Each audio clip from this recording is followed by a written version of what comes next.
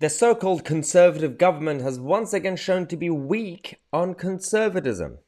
The policing bill that's been introduced by Priti Patel and the Home Office is going through, and there's only one man standing against one particular issue that is a big problem in this bill when it comes to protest, free protest. In a democratic society, clearly that's not allowed anymore, and only one man is fighting against it, and that is Steve Baker, the Tory MP, who is these days is a new fashion, is wearing the 1984 t-shirts.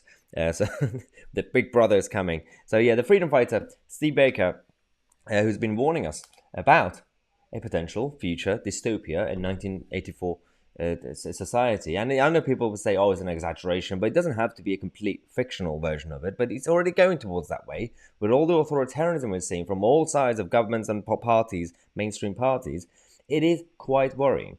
There is this part of the bill, the policing bill, which is about noisy protests, which is called protests.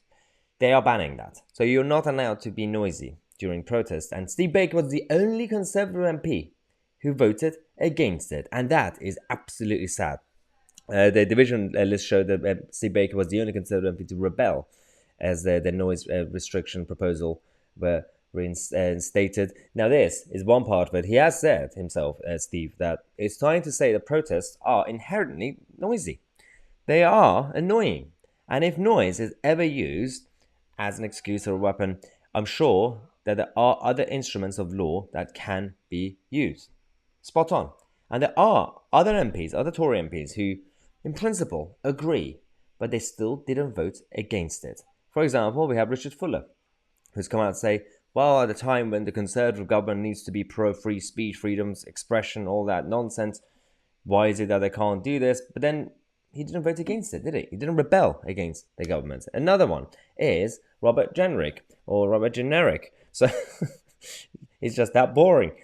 Former minister who's come out to say, well, I won't be voting against the government and opposing the measure, but there's no but. You didn't vote against it. So I don't understand why they do this. So you support the government and say, but let me clarify, I'm a Conservative.